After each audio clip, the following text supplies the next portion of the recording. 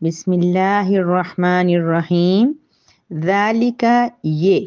من انبائی کچھ خبروں میں سے ہے، الغیبی غیب کی، نوحی ہم وحی کرتے ہیں، ہی اس سے، الی طرف کا آپ کے، وما اور نہ،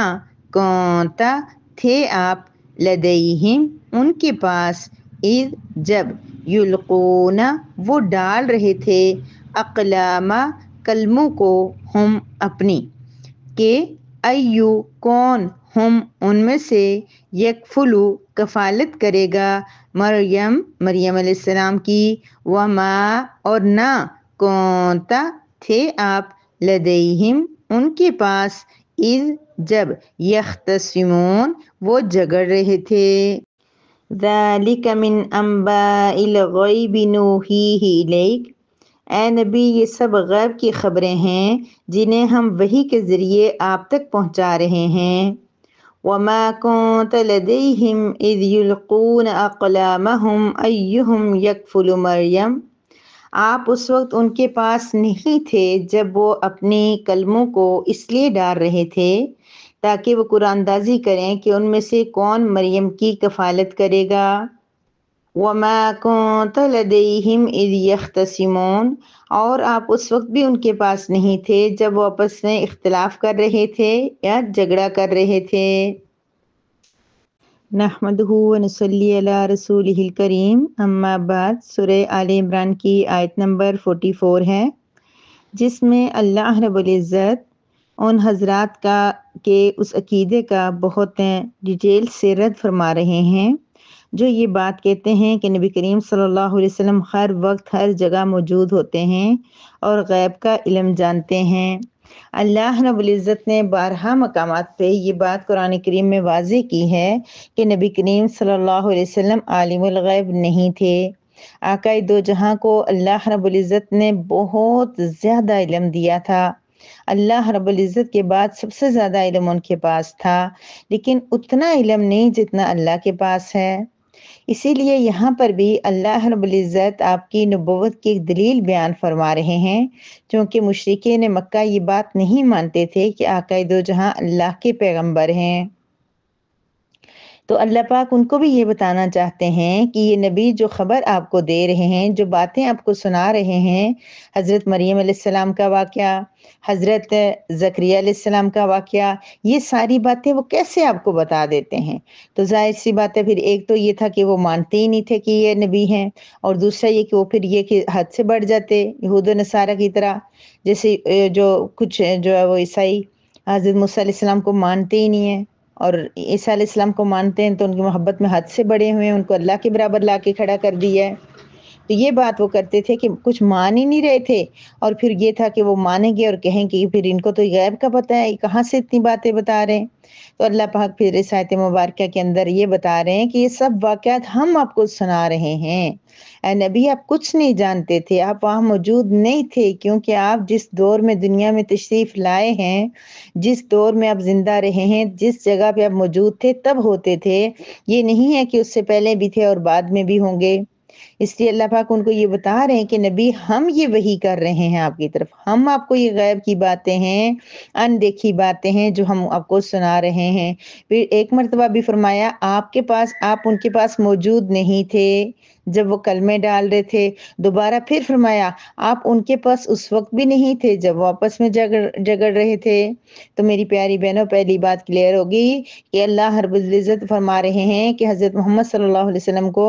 کہ آپ وہاں موجود نہیں ہوتے تھے۔ یہ قرآن کریم میں ہم اتنے واقعات جو آپ کو انبیاء کے سنائے جا رہے ہیں، جو داستانیں آپ کو سنائی جا رہی ہیں، یہ سب ہم یعنی اللہ رب العزت قرآن کے ذریعے، وحی کے ذریعے، جبرائیل علیہ السلام کے ذریعے آقا دو جہاں حضرت محمد مصطفیٰ صلی اللہ علیہ وسلم کو سنا رہے ہیں۔ اب ہمیں تو حضرت محمد صلی اللہ علیہ وسلم یہ غیب کی باتیں بتا رہے ہیں، لیکن اللہ کے بتائے ہوئے علم کے مطابق، اللہ کے بھیجے ہوئے جبرائیل علیہ السلام کے بتائے ہوئے علم کے مطابق، وحی کے مطابق ہمیں بتا رہے ہیں۔ تو بہرحال یہ ٹاپک انشاءاللہ آپ کو سمجھ میں آ گیا ہوگا۔ تو ہم نے دیکھا تھا کہ سورہ آل عمران میں اللہ پاک مریم علیہ السلام کی پیدائش اور پھر ان کے بعد ابھی عیسیٰ علیہ السلام کی پیدائش کے حالات بھی تفصیل سے بیان فرمائیں گے۔ کیوں کہ یہ اس کا شان نزول اس صورت کا یہ تھا کہ جب نجران کا ایک وفد آیا تھا اور انہوں نے آ کے بحث و مباحثہ کیا تھا نبی کریم صلی اللہ علیہ وسلم سے کہ عیسیٰ اللہ کے بیٹے ہیں، اور یہ ثابت کرنے کی کوشش کی تھی، تو اللہ پاک نے پوری صورت نازل کر کے عیسیٰ علیہ السلام کی پیدائش، ان کی والدہ کی پیدائش، ان کے کزن یحییٰ علیہ السلام کی جو بھی ماموں ہیں ان کی پیدائش کی خبر، یہ ساری باتیں ان کو پھر اللہ رب العزت بتا رہے ہیں تاکہ حضرت محمد مصطفیٰ صلی اللہ علیہ وسلم کی جب ان کے ساتھ بحث ہو، مناظرہ ہو، تو آپ ان کو صحیح صحیح جواب دے سکیں۔ تو گویا کہ اللہ کے علم کی ضرورت ہر ایک کو ہوتی ہے، اللہ کے نبی کو بھی اللہ نے علم دیا ہے، ان کو بھی ضرورت تھی کہ اللہ تعالیٰ ان کو ساری باتیں بتائیں تاکہ وہ ان کے ساتھ بحث کر سکیں۔ تو میری پیاری بہنوں، ہم نے دیکھا تھا کہ جب مریم علیہ السلام کی والدہ محترمہ نے اللہ پاک سے اپنے ہسبینڈ کی وفات کے بعد یہ دعا مانگی تھی کہ میں جو پریگننٹ ہوں، میرا جو بچہ ہے، اللہ پاک اس کو بیٹا دینا تاکہ میں یہ اپنے باپ کے نقش قدم پہ چلے۔ اس کا باپ مسجد کا امام ہے تو یہ بھی وہی کام کرے، امامت کا کام کرے، ہیکل سلیمانی اور مسجد اقصیٰ جس کی حفاظت آج مسلمان بھول چکے ہیں۔ آج کا مسلمان مسجد اقصیٰ کو ذہن سے نکال چکا ہے، وہ مسجد اقصیٰ جس کی انہوں نے فکر کی تھی کہ میرے ہسبینڈ اس کا کام کرتے تھے، وہاں امام تھے اور وہاں قربانیوں کے بھی کام ان کے ذمہ تھے، اب ان کا ایک بیٹا ہو جائے جو ان کی جگہ یہ کام اچھے طریقے سے سنبھال سکے۔ تو میری پیاری بہنوں، پھر آج کے دور میں مسلمان پوری دنیا میں بڑے ہوئے، کیا ان کے لیے ضروری نہیں ہے کہ وہ بھی مسجد اقصیٰ کی حفاظت کریں؟ اللہ رب العزت، اللہ کی ذات ہماری ان بہن بھائیوں کی مدد فرمائے۔ جو جہاں غلط ہے اللہ رب العزت اس کو صحیح کی ہدایت دے دے، اگر ان کی ہدایت نصیب میں نہیں ہے تو اللہ ان کو غارت کرے، اللہ ان کے مسائل اور پریشانیاں دور کرے۔ ہماری ایک فوتگی ہو جائے، کوئی ایک بندہ فوت ہو جائے، کوئی ایک بچہ فوت ہو جائے، سال ہر سال لگتے ہیں، اس کا درد نہیں بھرتا، اس کا دکھ نہیں جاتا۔ ایک گھر گر جائے، ایک گاڑی گر جائے، کچھ ہو جائے، اس کا نقصان ہم نہیں بھر پاتے، اور وہ بھی ہمارے بہن بھائی ہیں جن کے گھر، جن کے بعد، جن کے بچے، بیویاں، ماں باپ سب کچھ لوٹ رہا ہے۔ تو اللہ رب العزت سے اور کچھ نہیں تو ہم دعا تو کر لیں رمضان المبارک کے مقدس مہینے میں، آخری عشرے میں، کہ اللہ رب العزت ان مسلمان بہن بھائیوں کی مدد فرما، ان کے لیے آسانیاں پیدا فرما، ان کی آزمائش کو ختم کر دے، دنیا ساری کے مسلمانوں کو ہدایت دے دے، ان میں اتحاد اور اتفاق دے دے، ان سب کو اللہ رب العزت کی دین کی سربلندی کے لیے ہمت اور کوشش کرنے کی توفیق عطا فرما۔ تو میری پیاری بہنوں، ہم یہ واقعہ دیکھ رہے تھے کہ انہوں نے اللہ رب العزت سے دعا کی تو پھر ان کی بیٹی پیدا ہو گئی، پھر وہ پریشان ہو گئی تھی، پھر اللہ پاک نے کہا تھا نہیں، بیٹی بیٹے جیسا، بیٹے سے بھی زیادہ بڑھ کے کام کرے گی۔ پھر اب یہ جب جاتی ہیں وہاں اپنی بچی کو لے کے، کچھ روایات میں ہے کہ وہ بچی بالکل کمبل میرے پیٹ کی چھوٹی سی بچی تھی وہ دینے چلی گئی، کچھ ہے کہ 3 سال کی تھی، اور کچھ روایت میں تو یہ بھی آتا ہے کہ وہ اب بالغ ہو گئی، پہلے تو بچی تھی تو وہاں پر اکیلی یعنی کہ چھوٹی ایک روم میں عبادت کرتی اور سب کچھ ان کی سارے مل جل کے اس کو دیکھتے۔ جب بڑی ہو گئی تو پھر یہ مسئلہ سامنے آیا کہ اب تو بڑی ہو گئی ہے، بالغ ہے، اب کوئی ایک فیملی اس کو اپنے ذمے پہ لے لے، اس کے پردے کا ہر چیز کا خیال رکھے۔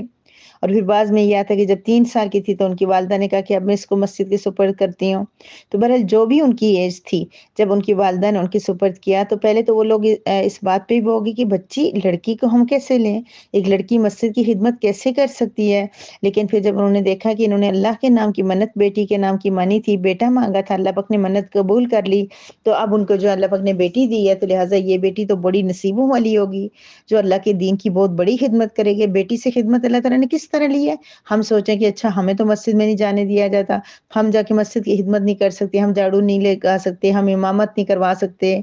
ہم مسجد کے کام جا کے نہیں کر سکتے۔ تو میری پیاری بہنوں، زیادہ انہوں نے خدمت کیسے کی؟ ویسے تو عبادات کرتی تھی سب کچھ، لیکن ان کی اصل خدمت کیا ہوئی کہ وہ پریگننٹ ہوئی اور ایک بچے کی ولادت ہوئی، جس بچے کے ذریعے اللہ تعالیٰ نے دین کا بہت سارا ان سے کام لیا بچے سے۔ تو اس طرح سے بھی خدمت ہوتی ہے، آپ کو اور مجھے یا میری جس بہن کو یہ شوق ہو کہ وہ دین کا کام کرے تو اللہ رب العزت سے بچے کی پیدائش سے پہلے سے مانگنا شروع ہو جائے کہ اللہ اس کو تو دین کا داعی بنانا، اور بچے کی پیدائش کے بعد اس کے لیے کوششیں کرے، اس کے لیے دعائیں کرے، اس کا کوئی انتظام کرے۔ اب ایک ماں اپنے بچے کو جا کے ایک اسکول میں چھوڑ آتی ہیں، پوری زندگی اس کو اسکول کی تعلیم دلاتی ہیں اور خواب دیکھتی ہیں کہ نہیں یہ بہت بڑا اسکالر بنے اور دین کا کام کرے گا۔ نہیں میری پیاری بہنوں، اس کے لیے پھر شروع سے تھوڑا سا کوئی ایک بیس اسی طرح سے ہونی چاہیے، جیسے کچھ کلاسیں اسکول کی پڑھ لی، اردو انگلش میتھ ضروری پڑھنا آ گیا 5 تک، اس کے بعد اس کو مدرسے میں ڈالیں، وہ حافظ قرآن بنے، پھر وہ دین کا علم حاصل کرے، دین کو سمجھے، جو 8 سالہ کورس ہوتا ہے بیسک وہ پہلے کرے، کیونکہ دین کو سمجھنے کے لیے دین کا علم آنا ضروری ہے، عربی پہ عبور حاصل ہونا ضروری ہے، دین کے بارے میں سمجھ بوجھ ہونا ضروری ہے۔ پھر وہ 8 سال پڑھے گا، ساتھ ساتھ اس کو دنیاوی تعلیم بھی دلائے تاکہ وہ زیادہ ایکسپرٹ ہو جائے، زیادہ باتوں کو سمجھے۔ 10th پڑھ کے مدرسے میں اس کو درس انظامی کروایا جائے، درس انظامی کرنے کے بعد اس کو ایم فل اور پی ایچ ڈی کروایا جائے، پھر وہ تھیسس ورک کرے، پھر وہ سرچ کرے، پھر دنیا میں کام کرے وہ دین کا۔ اب ہم کہتے ہیں نہیں دین کا کام بھی کریں، دعائیں کریں، اور ہم اس کے لیے کوشش نہیں کریں۔ ماں نے دعائیں کی اور اپنی چھوٹی سی بچی جا کے مردوں کے حوالے کر دی، مسجد میں جا کے رکھ دی، لیجیے اب میں نے یہ کر دیا، اب میں واپس نہیں لے کے جا سکتی، میں نے اللہ کے نام پہ رکھ دی ہے۔ تو میری پیاری بہنوں، جیسے کہ آپ تفسیر میں دیکھ رہی ہیں، یہ بہت بڑا المیہ ہے، بہت بڑا المیہ ہے کہ ہم اپنے بچوں میں سے ذہین بچے کو، یا اپنی کلاس میں سے اساتذہ دیکھتے ہیں کہ جو بچہ ذہین ہے اس کو کبھی اس طرف نہیں جانے دیتے کہ آپ مدرسے میں پڑھو۔ تو مدرسے کی تعلیم اگرچہ ہمارے پڑھنے پڑھانے میں کمی ہوگی، ہمارے مدارس میں کمی ہوگی، سب کچھ، لیکن وہ علم جو ہے وہ علم بہت افضل ہے، وہ علم بہت پیارا ہے جو مدارس میں حاصل کیا جاتا ہے۔ اپنی نیتیں صاف کر لیں، ارادے، تو پھر انشاءاللہ اللہ پاک وہ اس طرح ہمارے بچوں سے کام لیں گے جیسے مریم علیہ السلام سے لیا۔ تو پھر کیا یہ فرما کہہ رہے ہیں، اللہ تعالیٰ بتا رہے ہیں کہ آپ ان کے پاس نہیں تھے۔ ایک مقصد یہ بتانا بھی ہے کہ آپ ہمیشہ موجود نہیں تھے، اور یہ بتانا بھی ہے کہ ان کے بچے کی کفالت جو ہے وہ کس طرح سے ہوئی، وہ واقعہ بھی اللہ پاک سنا رہے ہیں۔ سب کہتے ہیں میں لوں گا، میں اس خوبصورت بچی کو لوں گا، میں اس دیندار بچی کو لوں گا جو اتنے دن کے اللہ کے گھر کے لیے مختص کی گئی ہے، میں اس کی خدمت کروں گا۔ وہ ٹاپک آپ نے سن بھی لیا ہے کہ آج ہم دنیا میں دنیا کے ہر کام میں بڑھ چڑھ کے حصہ لیں گے، لڑائیاں بھی کریں گے، جھگڑے بھی کریں گے، اور ہر چیز میں بڑھ چڑھ کے حصہ لیں گے، لیکن جہاں بات آئے گی دین کی وہاں ہر بندہ پیچھے ہٹ جائے گا، ہر بندہ پیچھے ہٹ جائے گا۔ اللہ کا لاکھ لاکھ شکر کرم اور احسان ہے کہ جب سے میں نے یہ گروپ شروع کیا میرے ساتھ تو ایسی ایسی بہنیں آئی ہیں کہ اللہ رب العزت نے اپنی شان کے مطابق اجر عظیم عطا فرمائے، جنہوں نے بغیر کسی فیس کے بڑھ چڑھ کے آگے سے حصہ لیا، بڑھ چڑھ کے وہ کہتی ہیں کہ ہم ترجمہ سنیں گے، بڑھ چڑھ کے کوئی بہن کہتی ہے میں تلاوت کروں گی، میں انگلش میں اس کی وائس کر کے دوں گی، میں اس کو اس کی تفسیر کر کے دوں گی، بہت انہوں نے میرا ساتھ دیا ہے۔ تو اس طرح سے بھی لوگ ہوتے ہیں کہ ہر جگہ جہاں کوئی اچھا کام ہوتا ہوا دیکھیں اس میں بڑھ چڑھ کے حصہ لیں۔ مدارس میں پڑھنے والی بچیاں، مسجدوں میں پڑھنے والے لڑکے، ان کا کام ہے کہ آگے بڑھ کے وہ صفائی کا اور ہر طرح کے کام کو اپنے ہاتھ میں لے لیں، کوئی اچھا کام ہو تو اس میں دوڑ دوڑ کے آگے ہو جائیں، کیونکہ وہ لوگ کیا کر رہے تھے، حالانکہ وہ خود نیک لوگ تھے، مسجد کے پہلے سے کام کرتے تھے، ہر ایک لڑ رہا تھا میں کروں گا میں کروں گا۔ پھر اللہ رب وہ ان کے ذہن میں یہ بات ہے کہ چلیں پھر اس لڑنے سے بجائے بہتر ہے کہ ہم قرآن اندازی کر لیں۔ اس وقت قرآن اندازی کا یہ طریقہ ہوتا تھا کہ وہ کلموں کو ڈالتے تھے، جن کلموں کے ساتھ وہ تورات لکھتے تھے، کیا مطلب کہ وہ سارے دین کا کام پہلے سے کرنے والے تھے، تو ان کلموں پہ جن کے نام تھے ان کے اپنے کلموں کو ڈالتے پانی میں، اور پھر پانی بہہ رہا نیچے، تو جو قلم جو ہے پانی کے بہاؤ کے ساتھ نیچے چلی گئی تو وہ تو چلی گئی آگے، لیکن جس کی قلم الٹے یعنی کہ الٹی چلنا شروع ہو جائے، اوپر کی طرف آنا شروع ہو جائے، تو وہ پھر یہ کہ ہوتا تھا کہ اس کے نام کا قرآن، کہ اس کے نام پہ قرآن نکلا ہے، اس کے نام کے یعنی کہ قرآن اندازی میں اس کا نام آیا ہے، تو اب یہ کہ یہ کام کرے گا۔ تو اس طرح سے انہوں نے جب بار بار کیا تو حضرت زکریا علیہ السلام کا نام آیا، کیونکہ زکریا علیہ السلام نے پہلے بھی ان کو دلیل دی تھی کہ میری اہلیہ جو ہے وہ اس کی خالہ ہیں، تو خالہ جو وہ ان کی زیادہ اچھے طریقے سے دیکھ بھال کر پائیں گی، لیکن وہ نہیں مان رہے تھے، لیکن پھر قرآن اندازی میں بھی حضرت زکریا علیہ السلام کا نام آیا۔ پھر اللہ پاک فرما رہے ہیں آپ ان کے پاس نہیں تھے جب وہ جھگڑا کر رہے تھے، مطلب یہ کہ بحث کر رہے تھے، اختلاف کر رہے تھے کہ کون لے گا، آپ وہاں موجود نہیں تھے۔ دو باتیں اللہ پاک بتا رہے ہیں کہ مریم کی کفالت کیسے انہوں نے زکریا علیہ السلام کے ہاتھ آئی، دوسرا ان کا جذبہ دکھا رہے ہیں، ان کی تڑپ دکھا رہے ہیں کہ ایک اچھا کام کرنے کے لیے کیسے ایک دوسرے سے بڑھ چڑھ کے آگے ہو رہے تھے، اور ہمیں بھی ایسا ہی کرنا چاہیے۔ اور تیسرا آقا دو جہاں کو بتا رہے ہیں کہ ہم آپ کو بتا رہے ہیں۔ مشرکین مکہ یا کسی یہود و نصارہ نے ان کو نہیں بتایا، آپ صلی اللہ علیہ وسلم تو ان کے ساتھ زیادہ ٹائم رہے بھی نہیں، اگر رہتے بھی تو یہود و نصارہ نے تو خود ہی اپنا کچھ جو ہے نا دین میں گڑبڑ کر دی تھی، کوئی چیزیں حد سے بڑھ دی تھی، کوئی کم کر دی تھی، کوئی کچھ کر لیا تھا انہوں نے۔ تو اس لیے اللہ رب العزت کیا کر رہے ہیں، یہ بتا رہے ہیں کہ انہوں نے کسی سے نہیں سیکھا ہوا ہے،